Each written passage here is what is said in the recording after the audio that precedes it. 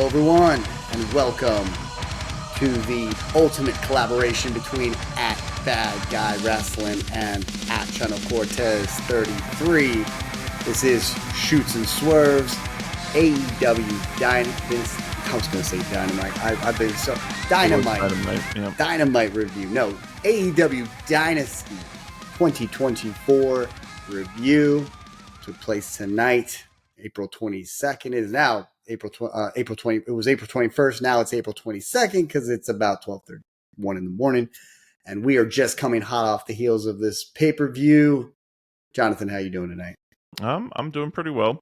Yeah, there was a lot of matches tonight, and it was pretty packed. Wouldn't you hell say? yeah, it was pretty packed. And on right off the bat, just tell you, the crowd was into it. The crowd was into it. AEW looked good tonight. AEW looked really sharp tonight. Okay, it looked like a full arena. See, and I feel like I want you to give me a lot of feedback on your reactions throughout the night.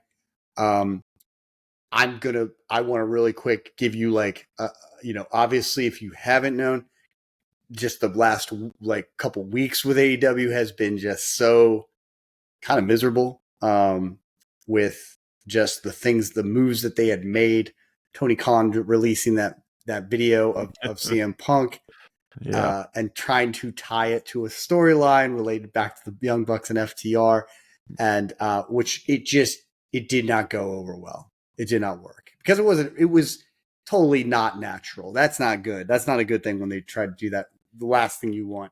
But I will say that it was great to see Jack Perry show up. And they just have to use him. Like, they have to keep him as a heel. This is going to be fun to watch. This is going to be some fun stuff to watch. I don't even know why. Is he in trouble? Is Jack He's Perry in trouble? Yes. He's not in trouble.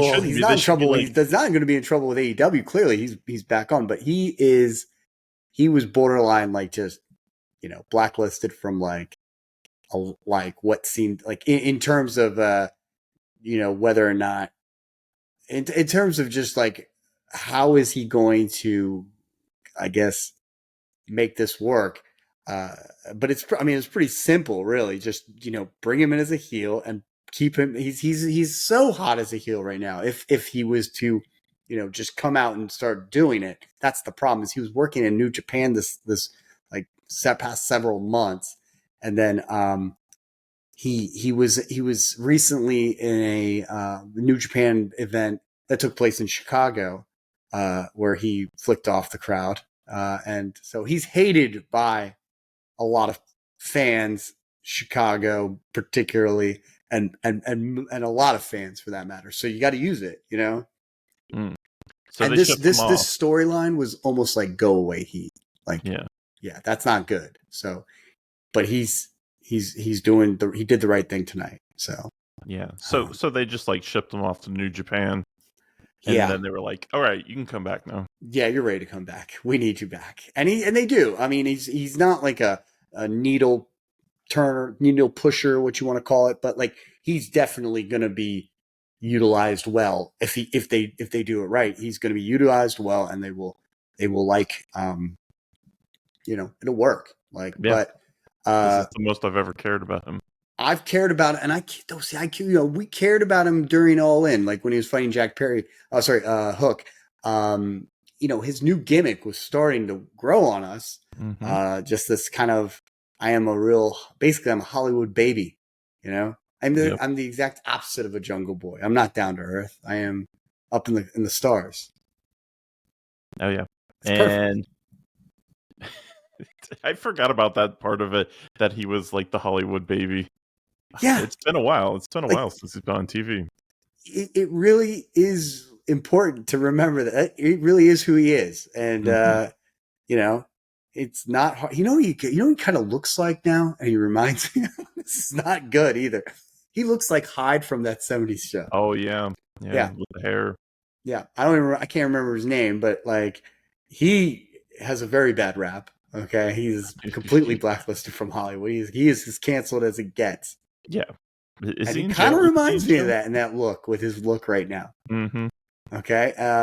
but Jack Perry isn't, whatever. He hasn't done anything. As far as I'm concerned, like, he didn't do anything wrong. We can get back into that. But yeah, he needs to push this as hard as he can, because if he does, it's gold. It's gold. I mean, maybe this was the work afterwards. So the fight was real, but then Tony Khan releasing the footage and stuff. What if it was just a work, the whole thing, make him look like a fool? Yeah, I mean, that is a good point. Like, I think that Tony Khan is probably smarter than we think, than most people think. Okay, yeah, he may be a mark, but he's not like a dumb mark. Super mark. We're all marks, but he is. He's Mark Summers. He's a mark with money, really, and he's a mark with numbers. Yeah, that's what I'm talking about. So, that's the big story for me, as well as two other things. One, Will Ospreay, decimating Daniel Bryan. Oh yeah. I wanted to post a headline like, Bryan Danielson injured. I don't. So you're right off the bat. I'm going to tell you, I don't think he was injured. It looked good, and he sold it like a champ. Oh yeah, he landed amazing. Like he sold it like it was real. Like, but I just looking at the bump, it did not look like he was injured. And I obviously hope to God he's not injured. But yeah, no, I don't think he was injured. Yeah, I mean, if he's actually injured, then wow. Where was the medical people coming out or something, or the trainers? Are they the medical people or something? Fake medical people, like maybe real medical people, but either way, they were not like really doing anything. And then clearly the ref wouldn't have told Will Ospreay to no, you can go on. And then Will was like, oh, okay, and then get back on the corner and like he wouldn't have done that. He wouldn't have done that. It would have been X's, and it would have been he would have like definitely have pretty much stayed with the guy, and he would have been walked out on a stretcher. There's just no way. Now, it's not to say that he's not going to feel some serious bumps in the morning, but he was not injured.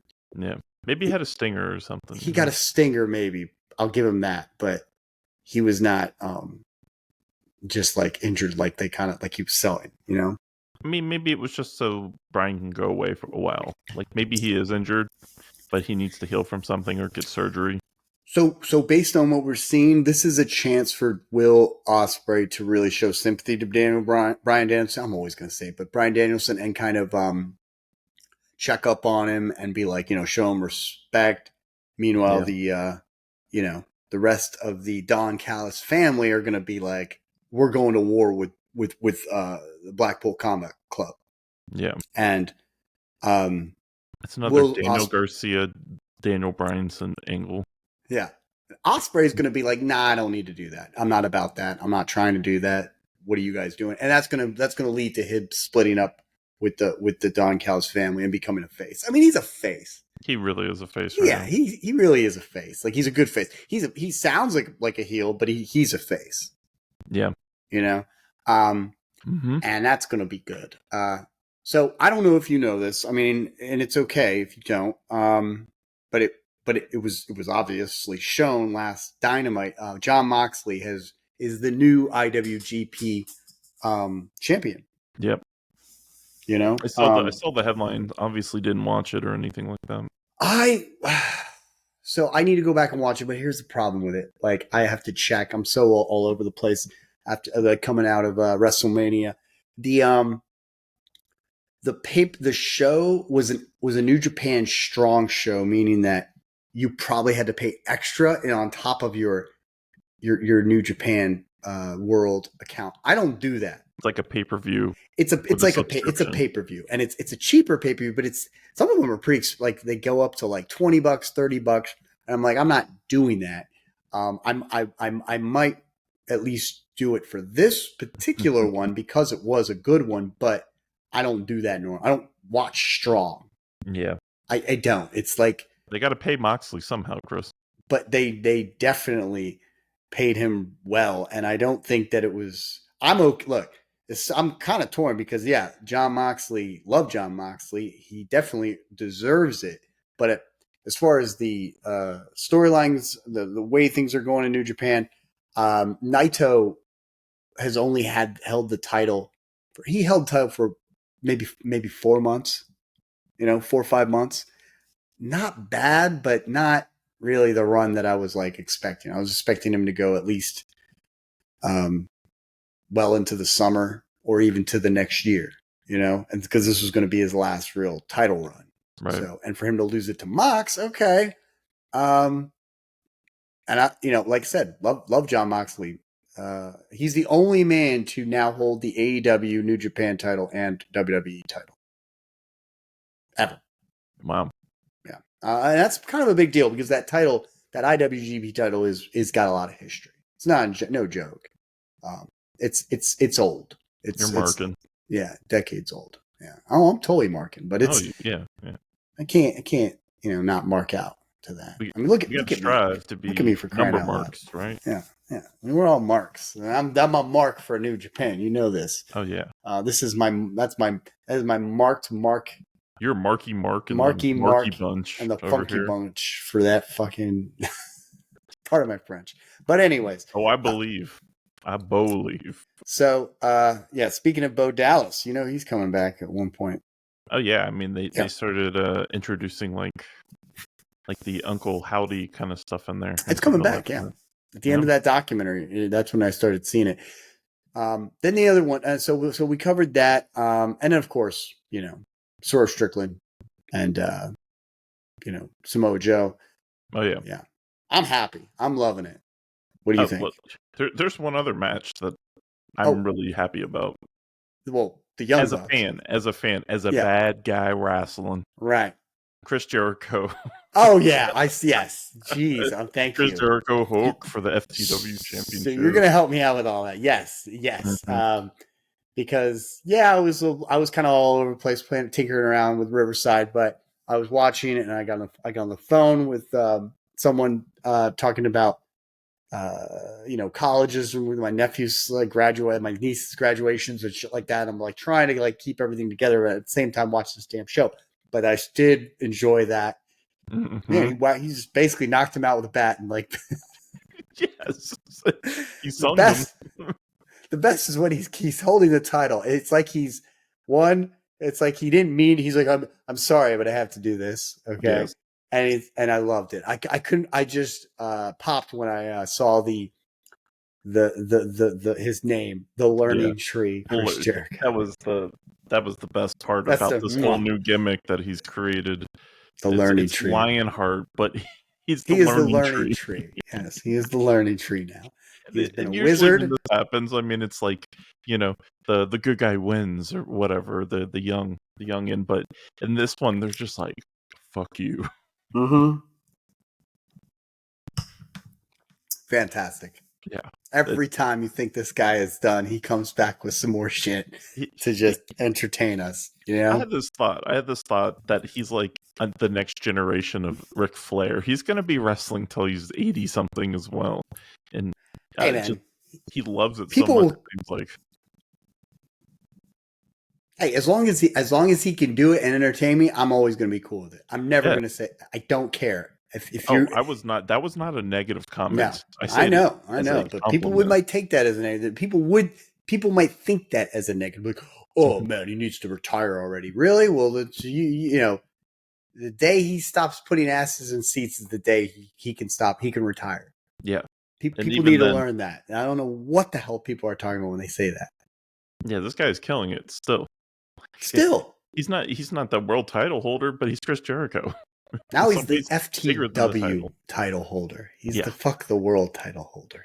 He's the Learning Tree now. And he's a wizard. Oh, he might even change his name from the Ocho to the Nueve since he's now freaking the FTW champion.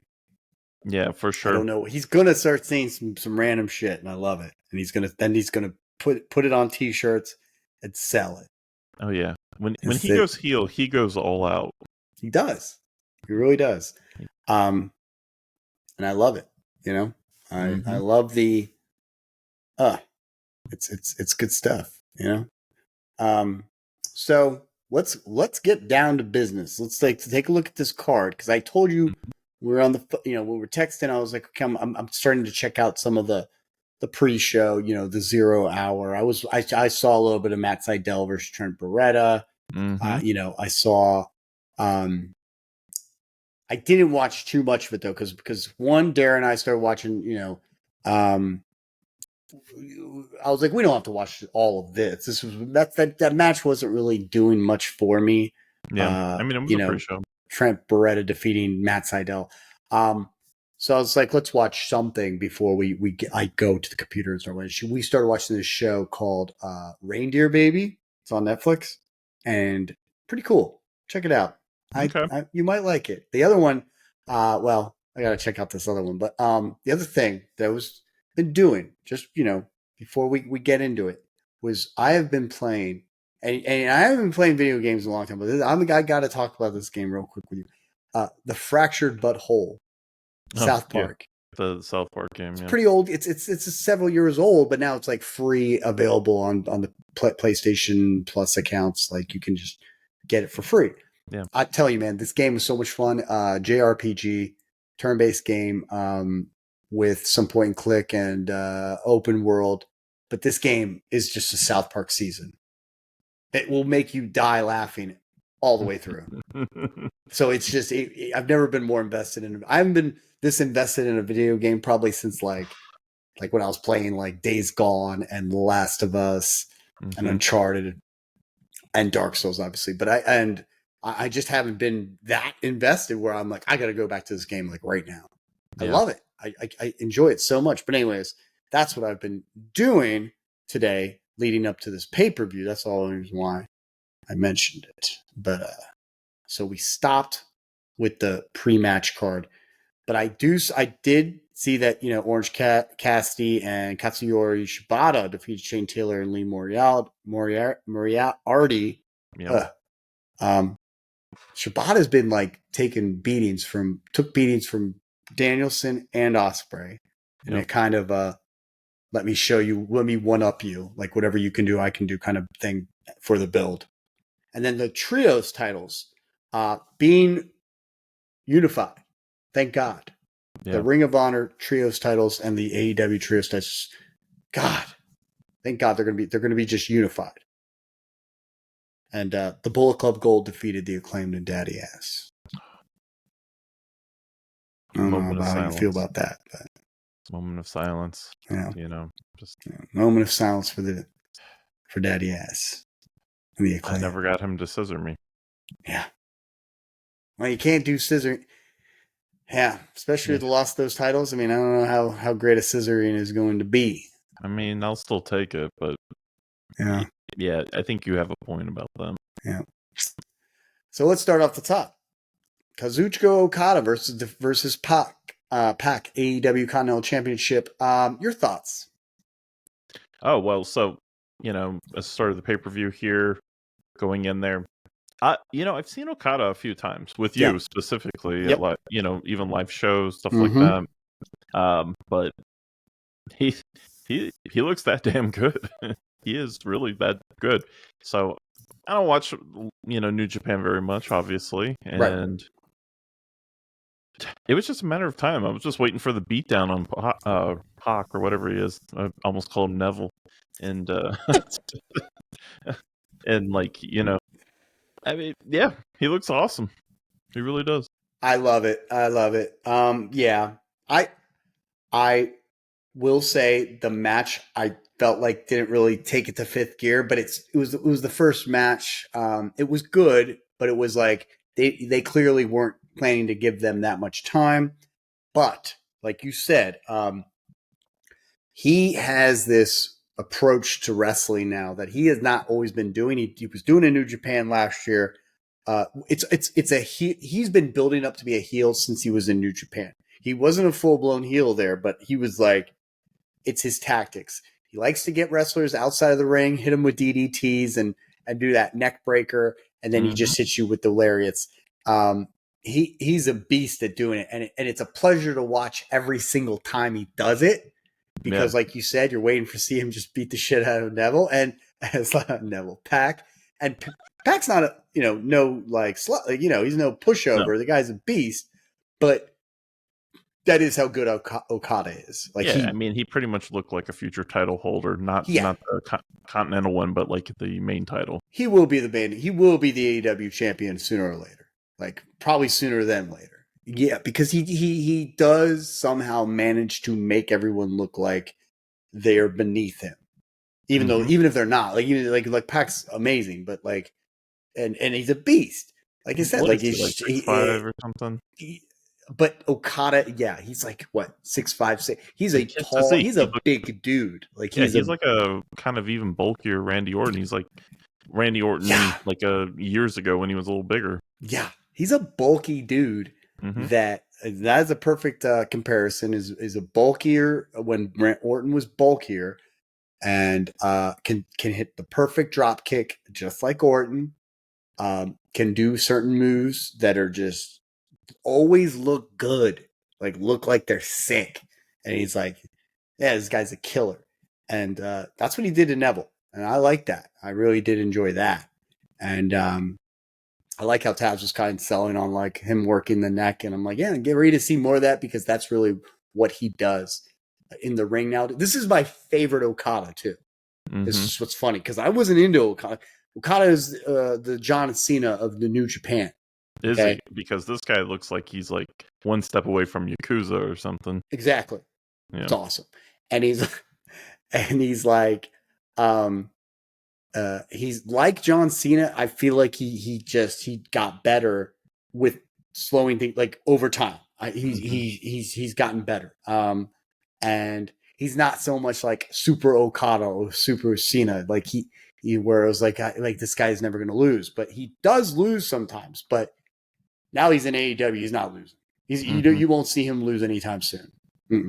Yeah, probably won't even. I mean, I wouldn't be surprised if he goes all the way to win the AEW title, then drops it. But the guy is working. The guy is working. The guy's money.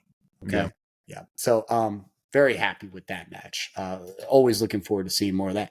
Then you got the House of Black, versus Adam Copeland, Briscoe, and Eddie Kingston. I mean, I wasn't paying too much attention to it. I wasn't surprised that House of Black won. Yeah, I mean, you put the reject team together. Even it's like a ragtag team. But the rest of them, it's the fucking little rascals Briscoe, again. He's very entertaining. I love Briscoe. Oh God, all these guys are so amazing. Yeah, but they're just they're clunked together like a jigsaw puzzle. What do you expect? They've never teamed before. Yeah, against the House of Black. Okay. Yeah. No. Yeah. Exactly. Like, what do you expect? I want to see Malachi Black versus Edge. That's what I want to see versus Adam Copeland. Like, just do it already. Like, I want to. They don't. Dude, I don't know what it is, but Malachi Black for the last few years now has not had a singles run. Yeah.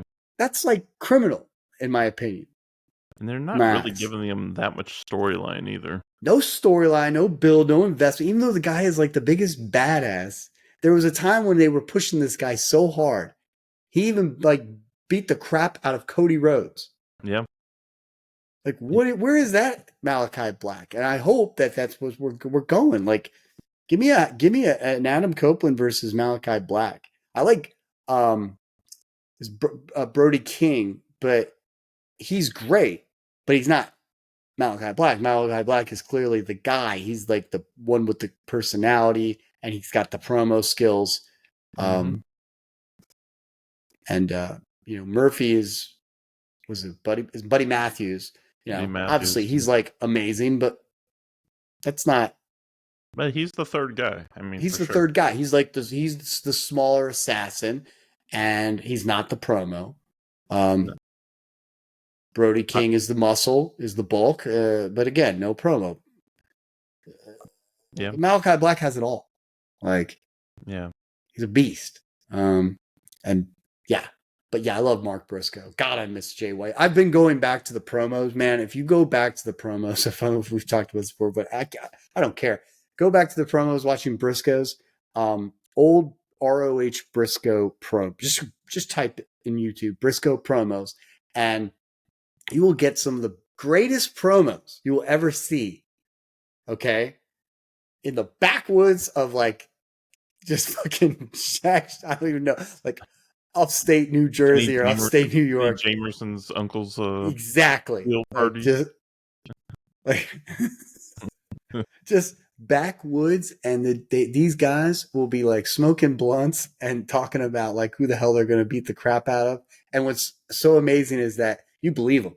Like they're bulked out. They work in the ring. They look like they'll kill somebody. And here they are doing promos, smoking blunts, and like riding in on tractors and crazy shit. It's fantastic. Yeah. It's like, how did they let, you know, I don't know how they got missed, or like, you know what I mean? Like they had their moments. Obviously they had their times, but it's just like, oh my God, these guys could have been like, imagine these guys in the Attitude Era. These guys would have been like, oh yeah, on another level. Yeah, that would have been a perfect time for them. Perfect time for them. They were like, and not only that, because they can work, but like they work better than most people. They would have been in ECW for sure. Oh my God, they would have been perfect for ECW. They would have been amazing in ECW. So yeah, but a man. And Kingston, now he doesn't have his title, so I don't know what to say. But it's almost like they never know what to do with him. They give him a big run, but I mean they are pairing him with Edge, so that's a pretty big deal. So maybe. So clearly, he doesn't have anything going right now. Like clearly, nothing really that strong, but they will get something for him. I loved him in New Japan. I loved when he came back. I loved like his match with his match with like Bryan Danielson. His work in that little Continental Classic. I mean, they've given him some stuff, but I could see him have a like a run with. I mean, he needs to kind of get involved with. He should get involved with like Blackpool Combat Club. I just don't see the ties like that much tie to Copeland. You know what I mean? Yeah. But they could feud, I guess. I'd like, I do see a connection. I mean, I think Briscoe and Kingston might make a good tag team. I don't know. Yeah, that's true. Well, let's look at TBS Championship. Willow Nightingale versus Julia Hart. Mm-hmm. Your thoughts? Gimmick aside for Julia Hart, I mean, if the gimmick wasn't there, this is obviously the outcome of the match. I mean, Willow Nightingale destroys her, but since this is wrestling and everything, I was a little bit surprised. I kind of thought Julia Hart is still so big that they would, keep the belt on her, but yeah, I don't hate it. This could be cool. Only reason I was too surprised, they're trying to set up the match between Nightingale and Mercedes Moné. That's what's going on. And I swear that build was more. It was more about Mercedes Moné and Nightingale than it was about anything else.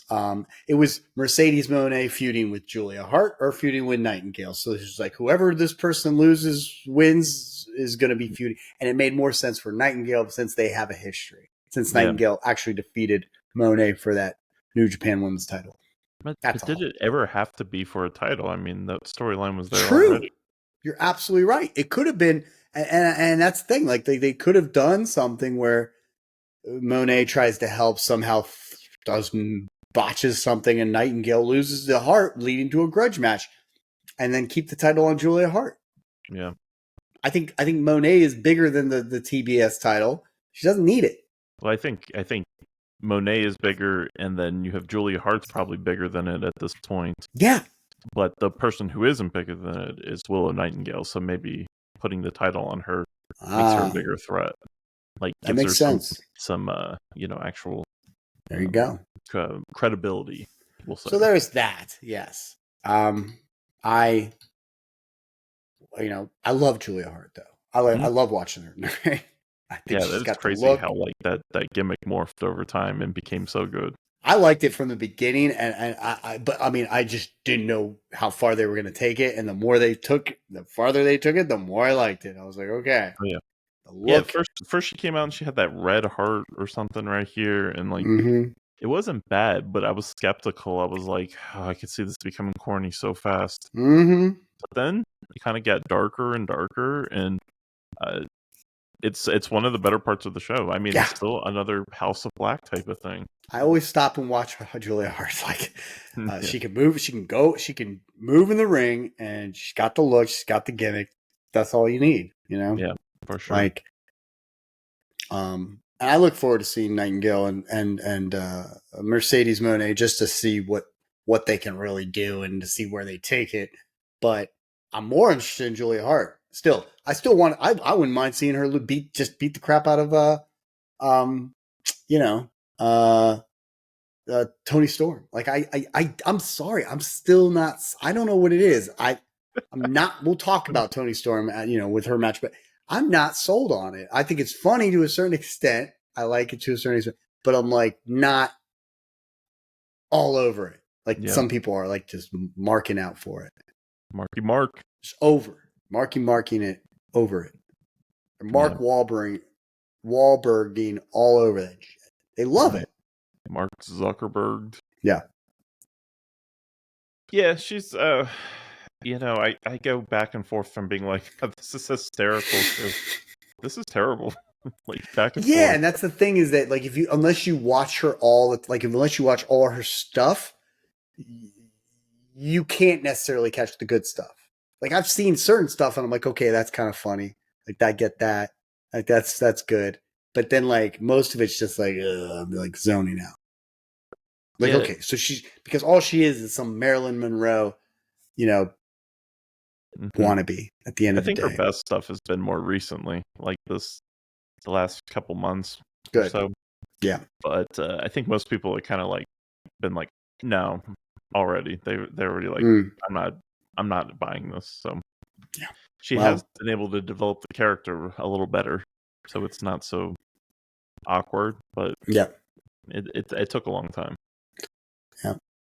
Roderick Strong versus Kyle O'Reilly.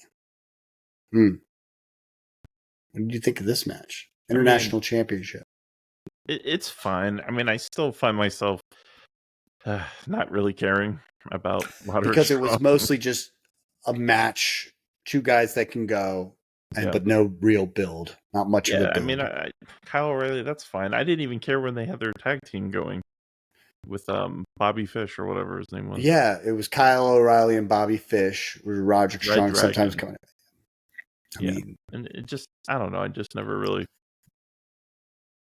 I love Undisputed Era. I love them. I loved it when Strong was like the North American champ. You had Adam Cole as the NXT champ. The O'Reilly and Fish as the tag champs in NXT. They just had all the gold, all the male gold. But like, there's nothing. This is so cold that that's why you don't care. And the problem is, where the fuck is Adam Cole? Like, he's nowhere in sight. Like, he should have been coming in at some point and being like, he could have pulled a Bret Hart. You know what I mean? And like with Owen versus British Bulldog, he could have came in and been like, you guys shouldn't be fighting. You guys should be friends. Let's reform this thing already. Or Bobby Fish could have showed up. You know what I'm saying? Yeah. If that would have happened, that would have actually like created a story, because it's cold.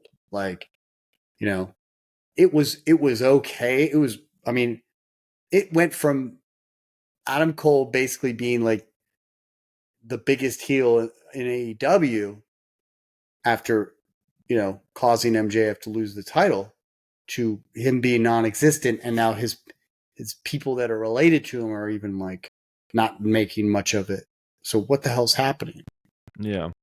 It's definitely, that injury was definitely bad timing, but I don't know why they just decided to not even have like video packages or something of him. Yeah, like he's not even there. There's no way that he can't like show up and at least like, he should be pulling promo work like all day. Like he should be there, like basically there was a time when like, I'll keep going back. Of course, he's like my favorite wrestler, but there were times, obviously CM Punk, well, I was going to say Bret the Hitman Hart, but even Punk did it too. And we remember me and you, going to a Raw, and when Punk was champion for those, the 400 plus days, right? But there was a time during those 400 plus days where he was injured, and he came out in a wheelchair, and he's doing his promos, and we were still excited to see this guy. We didn't give a fuck if he was wrestling or not. We just wanted to see him and say some shit. Yeah, and we loved it. Same with Bret Hart. When Bret Hart was the leader of the Hart Foundation, the dude literally could come out with a wheelchair and like 4 dudes surrounding him, and he'd be like talking shit. It was awesome. It didn't matter. He didn't need to wrestle. Yeah. Like, and it just which makes me think, I know we're talking AEW, but I was, I don't know if you knew about it, but Rhea Ripley vacated the title. Yep. Injury. I am not happy with that. I'm, what I'm saying? I am so sick of like times when they do that. I don't care if she can't wrestle. Like, let her come out with a sling and just talk shit with her title. Nobody deserves the title, so nobody should take that title. The title shouldn't be vacated. You know what I'm saying? Yeah, she can still entertain, for sure. She can still entertain me. Okay? Mm-hmm. Let all the other women continue to fight over the number 1 contendership, and they could be like, okay, they could be like, call themselves the number 1 contender and be like, I am the number 1 contender and I'm not going to lose. Like, as far as I'm concerned, I'm just the champ until you come in the ring and make it fun. But don't take her title away. Just don't. Cause like now she's going to come back. She's going to win the title, but then it restarts it. Like the reign is like, restarted. That's the beauty thing about wrestling, is that as long as you're entertaining me, your reign still exists. Yeah. People were like, oh, Roman Reigns only wrestled 52 matches. Yeah, but every single match was definitive and live, and he managed to keep our attention for 4 years. Oh yeah, for sure. Like, don't take that shit away from him. Yeah, nobody else could have done that. The fact that he could wrestle like once every like 2 months, it speaks wonders. Exactly. That's what they don't understand, is that they think that that's not good. It's like, no, that says something, because there was a time when you couldn't do that at all. No. And people would be like, are you kidding me? We need a new champion. Whereas you got a nice little tail there. Mm-hmm.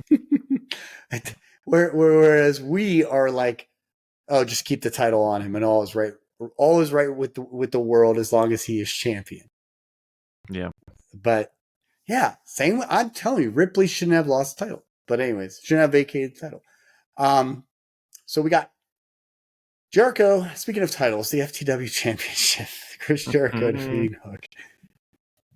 I mean, fun little match. It was an awkward build to it. Like this whole story kind of came out of nowhere and everything. But this moment, the way Jericho built this, it worked. Yeah. It worked so well. I was watching this build. I was enjoying it. And I was wondering where they were going with it. I didn't know. I mean, I didn't think about it. I was like, but because Hook got the first win, but so that should have given us a clue as to who was going to win this one. But obviously, I never think that Hook's going to lose. Yeah. They just don't book him to lose. Well, now they booked his ass to lose. So now they have given him something. He's still in a segment with Jericho. He's going to chase after that title. Didn't he lose to Samoa Joe? Yeah. Yeah. But I'm saying he does not lose often. Like, he's lost to Joe. He's lost to Jericho. Yeah, he's lost to the top guys. He only loses to the top guys. He may have lost to like maybe one more person, but yeah. Other than that, that's it. And so now he's going to be chasing after the title, which is fine. That's cool. I'm hoping that Taz gets more involved. Yeah. I want to see more Taz like involved. They should become a heel duo. Yeah. A bad guy wrestling. Yeah. That would be great if Taz was sided with Jericho and was like, you gotta follow the listening tree. You gotta respect your elders, son. You gotta respect your elders, okay? I told you. Yeah. Or it would be hysterical if Taz is doing commentary, a lot more interference and things like that. I love that. I loved it. In the day. Now you got me thinking about it. Mm-hmm. I loved it when he was in the Aces and Eights as basically their commentator. That was gold. Yeah, because that's clever. Because all those years with the NWO, there was never an NWO commentator. Yeah, I mean, it was basically for like they needed that. Oh yeah, Bischoff was, but then eventually he got taken off. But like the whole, that's what they needed. Honestly, now that I think about it, the commentating team was so pro WCW that it was almost like cheesy. It was almost like kind of like I'm trying to think, just lackluster because everybody's cheering on the NWO. Mm-hmm. So like you kind of have to acknowledge that, and they needed an NWO commentator to kind of talk about how great everything's working out and basically telling the WCW commentators to shut up. Yeah, and like explain like how the NWO is working and all that stuff. It carries the storyline around. Could have built up the storyline. Could have built more of the lore. You know? Oh yeah, for sure. He's just in there like making up stuff as it goes, and it's like adding all this detail to the NWO. Yeah, amazing. You know, so I am going to take a sip of this. By the way, if you've ever had it, Maui Brewing Company. This is OMG IPA. You can't get this anywhere unless you order it. So I ordered it. I went to my local craft wine and beer store, and they hook it up. But this is top notch. 7.0 alcohol content, delicious. When I say delicious, like hints of citrus and deliciousness. Yeah.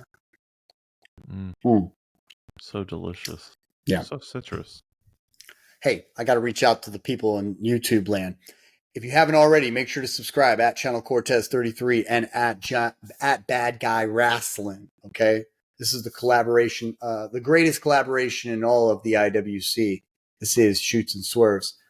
You're at Bad Guy Wrestling's got 2 N's. I got to fix that. Or did you? Yep, you got to fix. So it's only 1 N.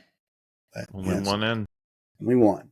This is a test to see if you can really add my account. Exactly. Okay, so let's keep going.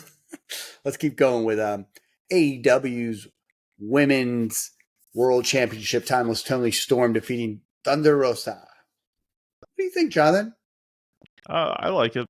Yeah. I like it because, I mean, Thunder Rosa was the title holder, or was she? Yeah, she was definitely title holder when she got injured. Absolutely.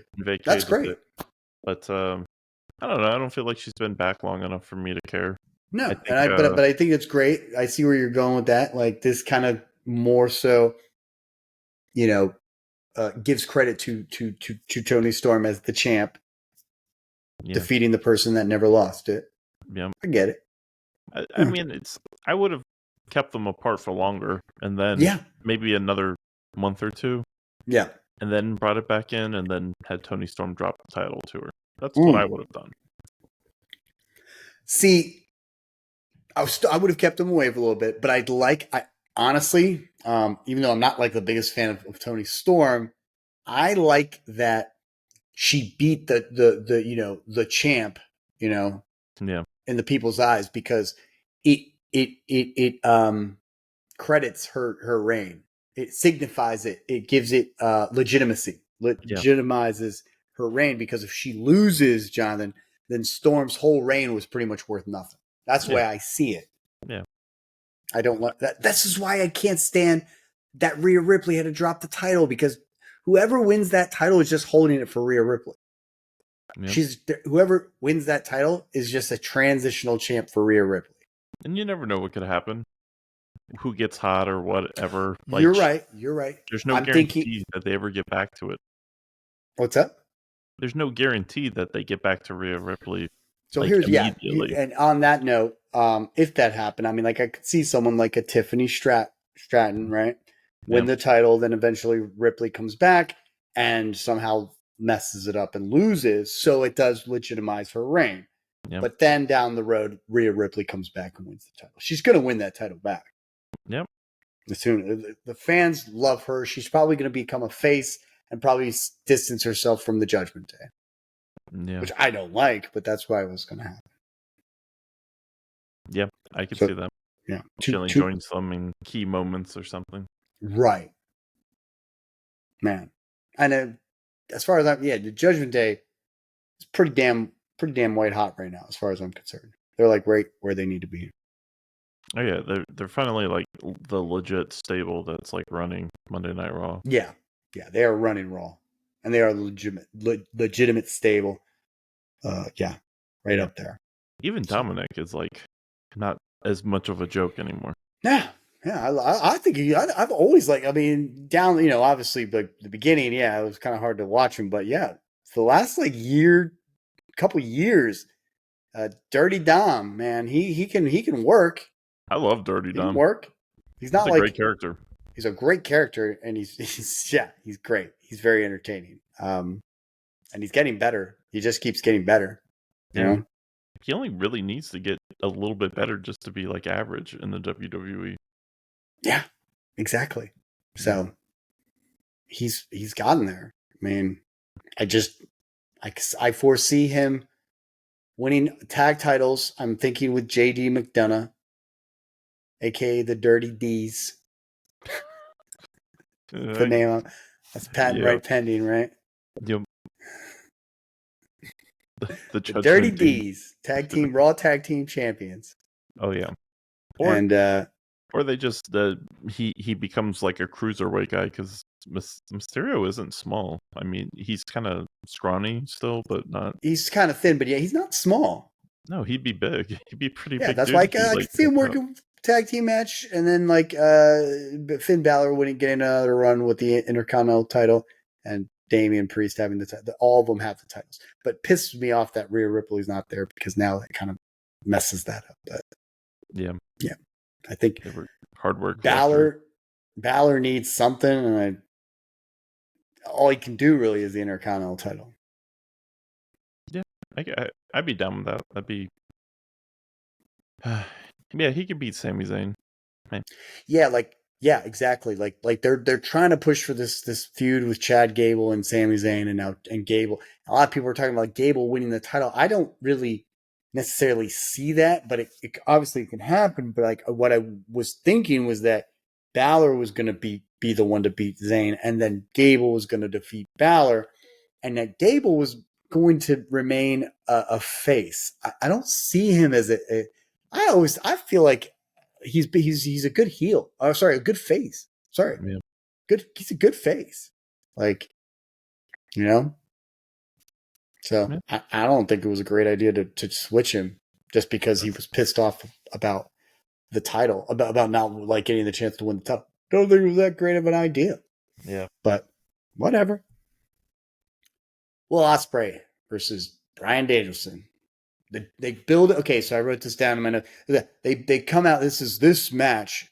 The following contest is an absolute dream match. So forget about anything that Now they're just blatantly telling you that we live for these dream matches with no builds. But there was some build to it. It is a dream match. I like how Bryan Danielson comes out ranked as number 4 in the men's division. Yep. Mm-hmm. And it was fun to watch. They did everything they needed to do. If I was to give it a grade, if I was to give it a Dave Meltzer grade, I would not give it the 6 stars. Okay, I would probably give it in Meltzer's eyes, I'd probably give it 4.5 to 5 stars. In everybody else's view, I would say it was probably a 4-star, 4.5-star match. It was a good match. It did everything it needed to do. It was pretty awesome in the end. It definitely went got into 5th gear. What about you, Jonathan? From my perspective was a lot because just kind of like Okada, I've seen him. I haven't seen him that much. Yeah. I know he's supposed to be a big deal, but this match was great in displaying why this guy is legit. Yeah. And why this guy is probably going to be a world champion sooner than later. Yeah, he's going to be a world champion. I mean, and yes, that is, great for someone who doesn't get to always see them. And better than someone that has been watching these wrestlers is that you become desensitized to this stuff. Like everything that Ospreay did, was very good and pretty amazing. Whether you've seen him or not. Like some people just got so used to seeing it. It's like we're spoiled. But I loved the moment when Ospreay was going for his Oz cutter, okay, is what they call it, and he got hit with that Buseko knee, if I'm not mistaken, in the air. That was a cool spot, and just they did take it to that fifth level.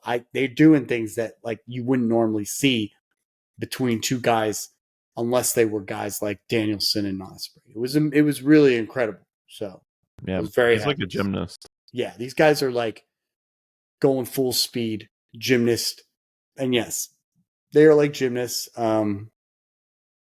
But they are risk takers. I was very impressed. And that last, what it looked like was he was going to do a Stormbreaker, but it really just kind of turned into like a power bomb. Yeah, it was wild to look at when he dropped Danielson on his neck. I'd say like the flow of the match was good too. I mean, the beginning with Danielson kind of being the vet here, and then really that second act was like Ospreay really showing off, really showing like how good he really is. Yeah.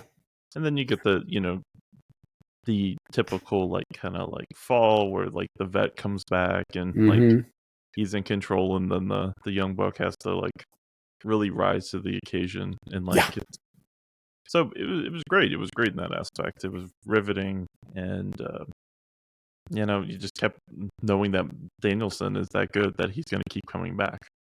Yeah, I do think he's going to come back. He's going to be back sooner or later, because I do know that this, we know this is not forever. I mean, he's running out of time. He's got maybe a couple more, like a year or two more. I don't see him leaving anytime soon because of how well he performs. But for how long can he do this? We don't know. So there are a few matches that I think he has on his belt, that just a few more on his bucket list that he probably needs to go through. Oh my gosh. I'm looking at this card that from Cage Side Seats, and they wrote down the AEW World Championship match, Shane Strickland. Shane Strickland. That is terrible. Come on now. But anyways, yeah. But Shane's house. I was like, I wonder if we could see we probably will see a Danielson versus Swerve Strickland or an Ospreay. We'll see, but there's so many possibilities. And yes, Ospreay is that damn good. He is considered by many as the best pro wrestler, bell to bell, pound for pound, best wrestler in the ring. And I don't dispute it. So, but I mean, Danielson's probably right up there with him. But yeah, Ospreay's that guy. So to watch him do what he does is pretty amazing. There are a few guys that I'm going to, keep an eye out for. And I look forward to I want to see Ospreay versus Moxley. Because, they had a triple threat match with Moxley, Ospreay, and David Finlay, where Finlay won the match. And I want to see that, like I could see Moxley dropping that title to Finlay, like that IWGP title. But I definitely want to see Ospreay and they work well together. They do. They work really well together because Moxley, as you know, is a brawler. He's, grappler, and he's a brutalist, and he's basically a hardcore wrestler. He stops Ospreay in his tracks. Yeah, every time Ospreay tries to take it up to to 100, he'll knock him down and just be like, yeah, no, you can't do that shit around me. Yeah, that's pretty cool to watch. So plenty of great matches to look forward to with Ospreay. Yeah. Oh yeah, looking forward to it for sure. Yeah. Get some storylines in there. But that's kind of like where we are with AEW. They are kind of like they're all about their ranking systems and they're all about their setting up their dream matches, which I get it. It's basically the American version of New Japan. I get it. That's in a lot of ways that's what it is. But when they get some good storylines, they do really well. I mean, we've seen it with MJF, in everything that he does, and Jericho. But they're targeting the marky marks. They're targeting the marky marks. And there's just not as many of those as general wrestling fans. That's not, exactly. To the fine. It's just, they cater to who watches them, I guess. Yeah, and we know. I was looking at some stuff on Twitter and stuff in the Forbes mag. AEW is doing pretty damn good. As far as their profits, they're doing good. Like, they're not going anywhere. That's good. Yeah, I know they've had a few bad weeks, but I mean, if you can't just base it off this last month, because if you look at it, the month before was one of their greatest months. Yeah, I mean, it was WrestleMania month. It's no shame in having your viewership go down, especially when you have a collision the same night as night one. Right. I mean, so they've done really well, and it's what it is. And there are a lot of people that get it, and they get it, and there are people that don't get it. They're like, well, this is fiction. It's supposed to be a story, and it is. And they have that. They just tend to focus more on the stories that are being developed within the ring and what they're trying to do in the dance. That's fine. But I love, I do love what Jericho's doing. I love what the Young Bucks are doing, which we're going to get into. I mean, that's some story right there. So speaking of story, now we have new AEW World Tag Team Champions in the Young Bucks defeating FTR. Pretty brutal match. Got bloody. Very brutal. Got bloody. Especially those, what was it, like a pile driver onto the ladder outside. Yeah. That one was, and then there was something else they did right beforehand. I don't even remember at this point. I'm going to go back and watch this one again. Did you happen to see like during the? It was like a flip, but he like flipped over and did a power bomb off of it. Or something, the 0 hour. Okay, I don't know if they maybe showed it a replay or something like that, but I was having fun. Me and Daryl were like, because I started watching the 0 hour. I'm like, oh my god, you need to see this. She's like, what is that? Biggest piece of crap car. It was like a square car of some. It looked like it could be a nice car, but it was all messed, like squared up. And sure enough, it's the Young Bucks driving it, and it looks like shit. But it's like chrome, like platinum, like looks like they're trying to obviously bling it out. But the most ridiculous vehicle you have ever seen. If you watch it, you will enjoy it. You'll get a pop. Okay, I'll check it out. Yeah, I mean, everything that they're doing right now is pretty damn cool. And I do think they were just basically swerving everyone and trolling everyone with what they were trying to do. Oh yeah. In this case, I think it works. It's like a there are certain levels of and certain depths that you have to that you can do to get out of the danger zone and the no heat, the bad heat zone. Like it was they were awesome as they were turning heel. And then it started to get ridiculous because it was like, well, you're bashing somebody that can't even defend themselves, and you're bashing somebody that's like, obviously having a good time in the other place. Yeah. So for you guys to be mentioning him is to just make yourselves look desperate, right? Yeah.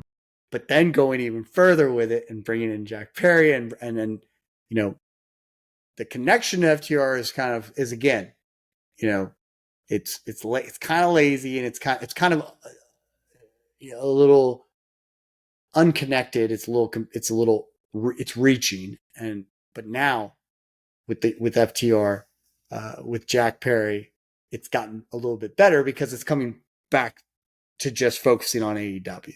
Yeah. And obviously Perry's going to be dropping names. He's obviously going to be mentioning and referencing Punk, but it's like it's going to be a catalyst for what he's going to do with everybody else in AEW. Yeah. So I agree.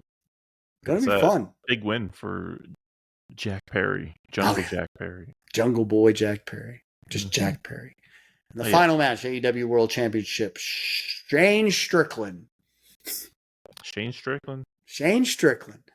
Swerve Strickland versus Samoa Joe. Yes, and boy Nana, he was coming out. He was all over this match. Oh man, he danced his ass off. Yeah, he's the best.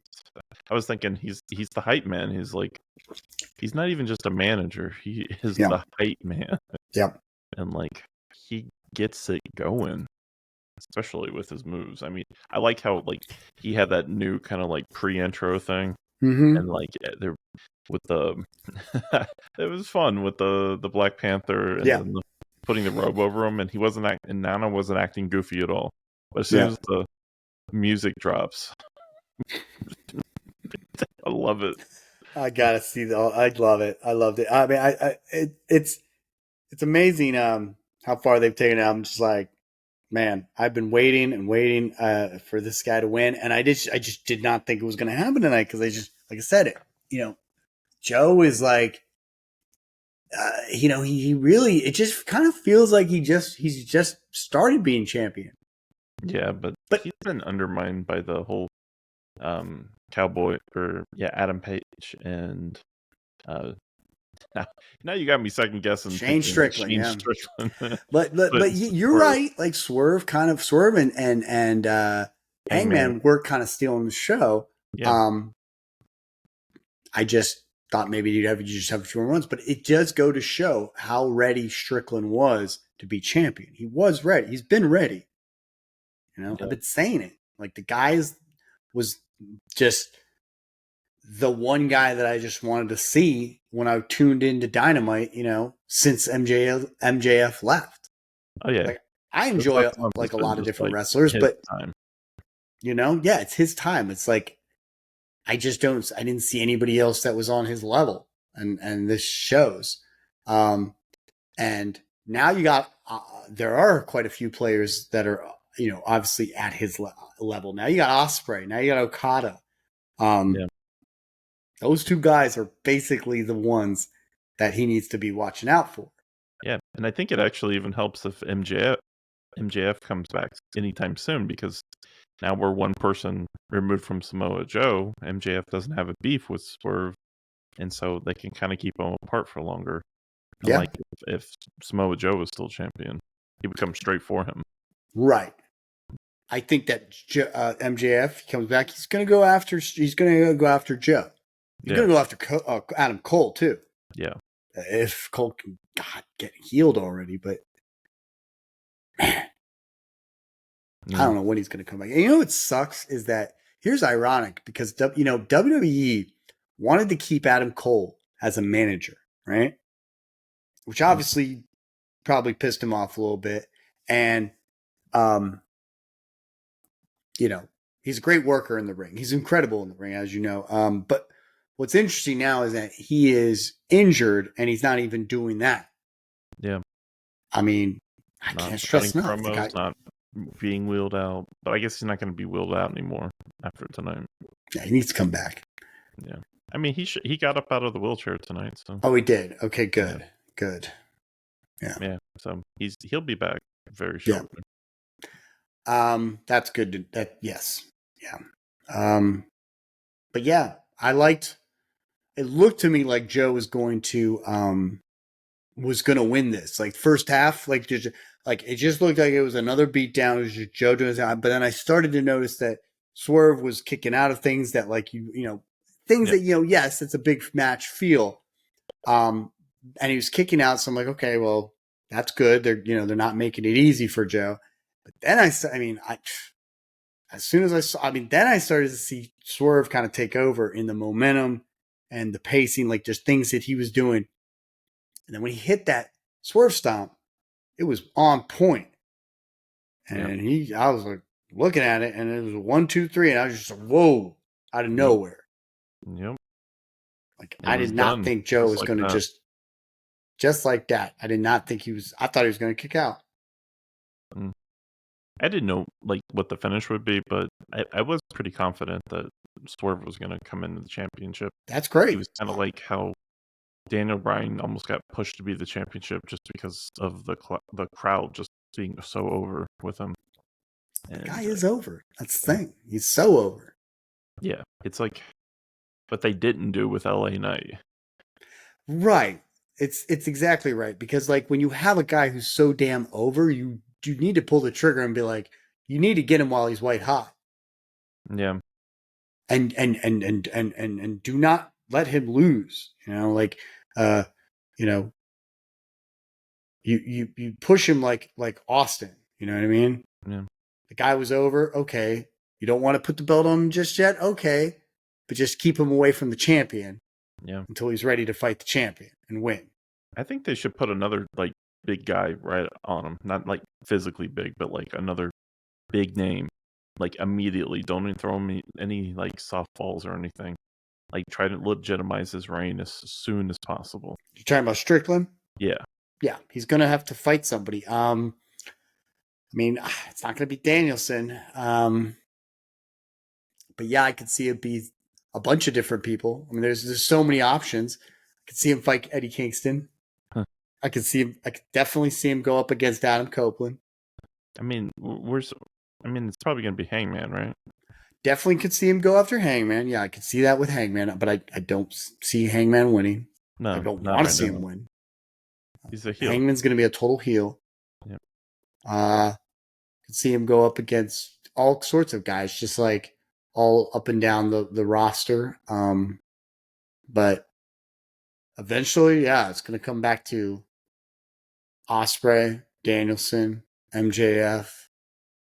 Oh, yeah. Those are the guys. Yeah. Mm-hmm. Maybe Moxley will come back into it. Danielson, at some point, he's going to wrestle him. Sooner or later. Yeah. So, yeah. Well, overall, I mean, it was a fun night. I'm gonna go back. I need to watch some of it again, just to really kind of get a good look at it. But it's, you know, I wanted to, you know, get this on paper, get it going, and yeah, it was fun. Yeah. I'm looking forward to Wednesday night. You know, Wednesday night, Dynamite tomorrow. It's gonna be an explosion. Definitely. I'm sorry. It's gonna be an explosion. It's gonna be. Oh yeah, it's going to definitely be an explosion. I'm looking forward to it. So, well, it's been fun. I know we're tired. I know you're tired. Thank you, Jonathan, for staying up this late. Oh, yeah. We will reconvene and definitely talk. If we can do something as soon as Dynamite, then we shall. But, until then, guys, make sure to hit that like or subscribe button at ChannelCortez33, at Bad Guy Wrestling. It's been Shoots and Swerves, AEW Dynasty. Have a great night. Take care. Jonathan? Peace.